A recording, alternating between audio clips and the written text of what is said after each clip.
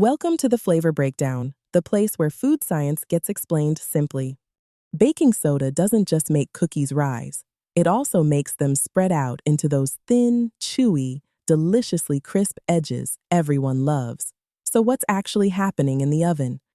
Today, we're breaking down why baking soda changes a cookie's shape, how pH, gas production, and butter chemistry all work together to turn a ball of dough into a flatter, wider cookie. When you bake cookies with baking soda, they tend to spread more, creating thinner centers and crispier edges. Without it, cookies stay puffier and more compact. Even small changes in the amount of baking soda can dramatically affect the final shape. It feels like the dough melts outward, but the real reason is chemical. Baking soda is a base, and when it reacts with acidic ingredients in the dough, it produces carbon dioxide gas.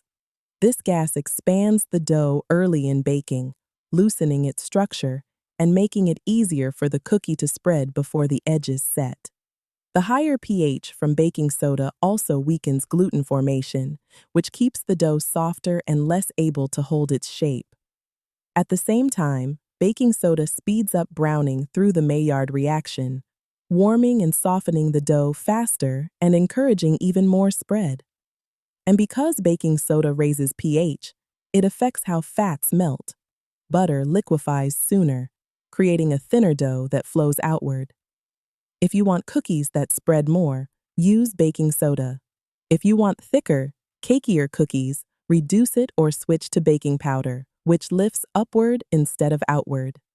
A tiny extra 1/8 teaspoon of baking soda can noticeably increase spread because pH shifts dramatically even with small changes. Cookie chemistry is surprisingly sensitive. Like and subscribe for more food explained simply on The Flavor Breakdown.